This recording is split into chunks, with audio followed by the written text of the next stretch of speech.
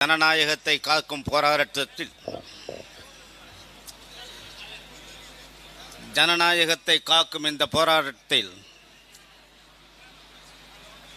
விக்கிரவாண்டி சட்டமன்ற தொகுதி களத்தில்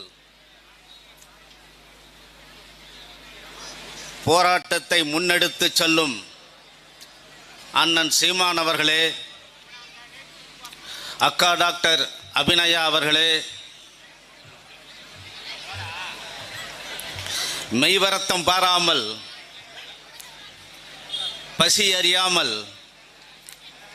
கண் துஞ்சாமல், அவமானங்களை பொருட்படுத்தாமல் கர்மமே கண்ணாயினார் என்று வெற்றிக்காக உழைத்துக் கொண்டிருக்கும் நான் தமிழர் கட்சியின் போராளிகளே, இந்த கூட்டத்திற்கு வந்திருக்கும் பொதுமக்களே, உங்கள் அனைவருக்கும் முதலிலே எனது நன்றியை வணக்கத்தையும் தெரிவித்துக் கொள்கின்றேன். நான் கடந்த 2 நாட்களாக ஒரு சுவரொட்டி பார்த்து கொண்டிருக்கின்றேன். நான் தங்கியிருக்கும் இடத்திலிருந்து அந்த செவுத்தில் இருக்குது. அது ஒரு வால் போஸ்டர்.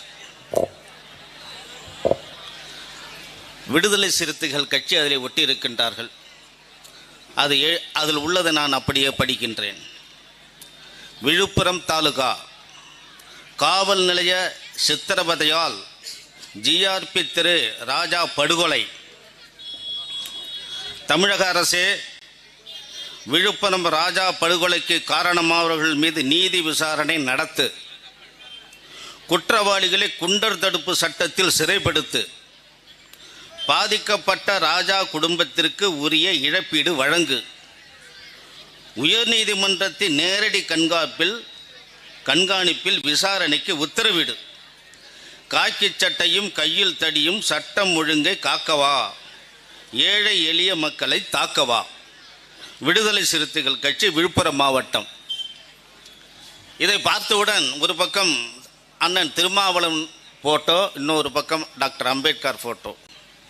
இதை பார்த்தவுடன் எனக்கு ஒரு சந்தேகம், விடுதலை சிறுத்தைகள் கட்சி இந்த கூட்டணியில் இருக்கின்றார்களா இல்லையா என்று.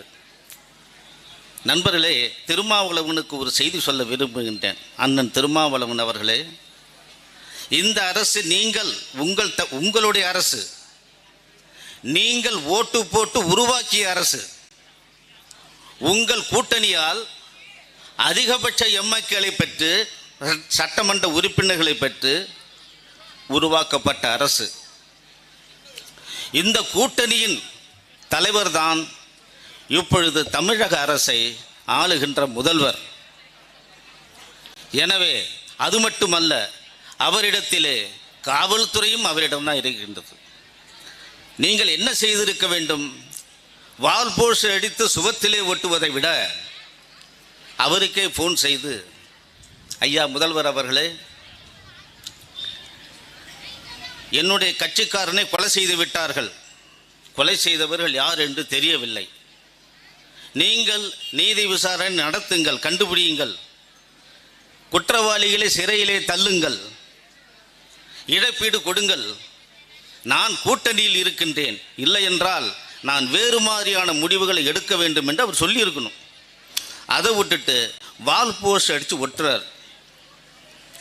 இது ஊரை ஏமாற்றுவதற்காக அந்த வால் போஸ்டரா, உன்னுடைய கட்சிக்காரனை ஏமாத்தவா, இல்லது கூட்டணி கட்சிக்காரரை சமாதானப்படுத்துவதற்காக அந்த வால் போஸ்டரா? அதில் கூட்டணி என்பதே அவருக்கு ஒரு மிகவும் பிடித்தமான ஒரு நண்பர் எனக்கு ஒரு வீடியோ கொடுத்தார். அதிலே பார்த்தேன். அதில் திருமாவளவன் அவர்கள் பேசுகின்றார்கள், கூட்டணி பற்றி பேசுகின்றார். அதிலே அண்ணன் சீமான் அவர்களை திட்டுகின்றார். அதிலே சொல்லுகின்றார், நீ திமுகவிலும் கூட்டணி வைக்க மாட்டாய், அண்ணா திமுகவிலும் கூட்டணி வைக்க மாட்டாய், காங்கிரஸிலும் கூட்டணி வைக்க மாட்டார், பிஜேபியிலும் கூட்டணி வைக்க மாட்டார், வேற நீ என்ன புடுங்க போகிறாய்? இதுதான் அவருடைய கேள்வி. கூட்டணி என்பது அவருக்கு ரொம்ப பிடித்தது. கூட்டணி அர்த்தம் தெரியாமலே பேசிக்கிட்டு இருக்கார். கூட்டணி என்பது அது ஒரு வியாதி, அதை அவர் புரிந்து கொள்ள வேண்டும். கூட்டணி ஒரு கட்சி எடுக்கும் வாந்தியை இன்னொரு கட்சி உணவாக சாப்பிடுவதுதான் கூட்டணி. அதையும் அவர் புரிந்து கொள்ள வேண்டும். கூட்டணி என்பது ஒரு வாக்கிங் ஸ்டிக். அது நொண்டிகளுக்கு தான் தேவைப்படும், முடவன்களுக்கு தேவைப்படும். அது இங்கே துள்ளி விளையாடும் காளையாக இங்கு அமர்ந்திருக்கும் அண்ணன் சீமானுக்கு அது தேவையில்லை. நாம் தமிழர் கட்சிக்கும் அது தேவையில்லை. எனவே நண்பர்களே, கூட்டணி என்பது இல்லை. அண்ணன் திருமாவளவன் கேட்கின்றார், என்ன புடுங்க போகின்றாய்? நான் சொல்லுகின்றேன், அண்ணன் சீமான் அவர்கள் முதலிலே உன் ஆணவத்தை பிடுங்குவார்.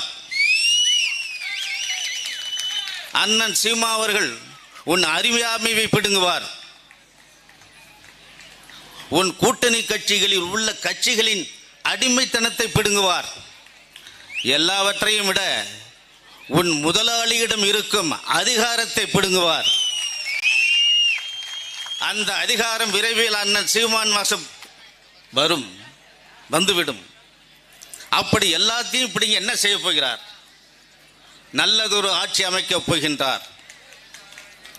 அமைதியான ஆட்சி, வளமான ஆட்சி.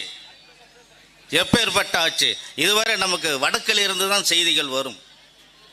வடக்கில் இருந்து காற்று வந்தால் வாடை காற்று, வடக்கில் இருந்தால் நமக்கு செய்திகள் வரும். முதல் முறையாக தெற்கில் இருந்து நாம் செய்திகளை அனுப்ப போகிறோம் நமது அரசாங்கத்தின் மூலமாக. என்ன மாதிரியான அரசு?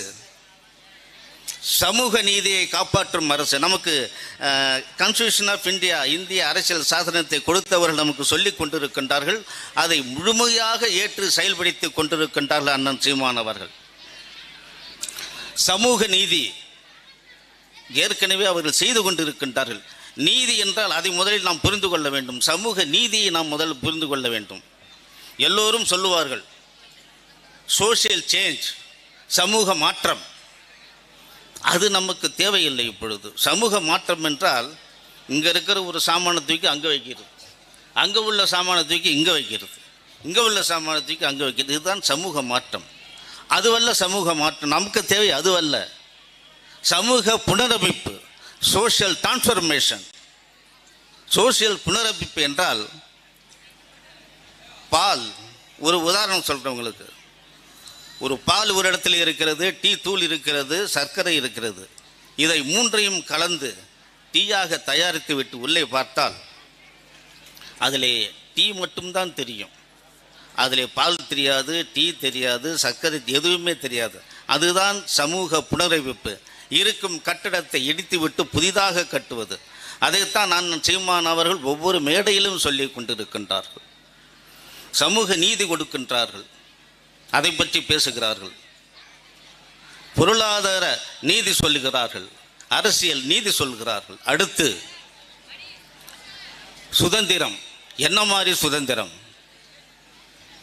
எண்ணுவதற்கு சுதந்திரம், எழுதுவதற்கு சுதந்திரம், பேசுவதற்கு சுதந்திரம், உண்ணுவதற்கு சுதந்திரம். நமது ஆட்சியில் உண்ணுவதற்கு சுதந்திரம் வரும். அண்ணன் சீமான் அவர்கள் மேடைக்கு மேடை சொல்லுகின்றார்கள், மாட்டுக்கறி சாப்பிடுவோம், மாட்டுக்கறி சாப்பிடுவோம், மாட்டுக்கறி உண்ணுவதற்கு சுதந்திரம் வேணும். அது சொல்லி கொண்டிருக்கின்றார்கள். இது நமது ஆட்சியிலே நடக்கும். உண்ணுவதற்கு சுதந்திரம், உடுத்துவதற்கு சுதந்திரம். இந்த ஆடை தான் உடுத்த வேண்டும், சுதந்திரம். வழிபாட்டு சுதந்திரம். எந்த மதத்தையும் நீங்கள் வழிபடுங்கள், எப்படி வேண்டுமானாலும் வழிபடுங்கள், எந்த கடவுளையும் வழிபடுங்கள், அதுதான் சுதந்திரம். அப்படி ஒரு சுதந்திரத்தை நமது ஆட்சி நிறைவேற்றும். சமத்துவம். என்ன மாதிரியான சமத்துவத்தை நமது ஆட்சியிலே கொடுக்கப் போகின்றோம்? அனைத்து விதமான சமத்துவங்கள். இருக்கும் வாய்ப்புகளை பிரித்து கொடுக்க போகிறோம். அனைவருக்கும் சமத்துவம் கொடுக்க போகிறோம். அப்படியான ஒரு ஆட்சி நமது நாட்டிலே உருவாகும், தமிழ்நாட்டிலே உருவாகும். சகோதரத்துவம். ஒரு தாய் வயிற்று மக்களாக நாம் பாவிக்க வேண்டும். தீண்டாமை எங்கே இருக்கிறது? தீண்டாமை பற்றி திருமாவளவனின் கருத்து என்ன? அதன் கூட்டணி கட்சிகளின் கருத்து என்ன? பிஜேபியின் கருத்து என்ன? அவர்கள் அதை பற்றி பேச மாட்டார்கள். ஆனால் இங்கே தீண்டாமை ஒழிப்பு நடந்து கொண்டிருக்கின்றது, சமூக சமத்துவம் நடந்து கொண்டிருக்கிறது. அதைத்தான் அண்ணன் சீமான் அவர்கள் செய்து கொண்டிருக்கின்றார்கள். இப்படி ஒரு அருமையான ஆட்சி இங்கே நடைபெறப் போகிறது. அதற்கு ஆரம்ப கட்டமாக சகோதரி டாக்டர் அபிநயா அவர்களுக்கு வாக்கு செலுத்தி வெற்றி பெற வைக்குமாறு கேட்டுக்கொள்கின்றேன். நன்றி, வணக்கம்.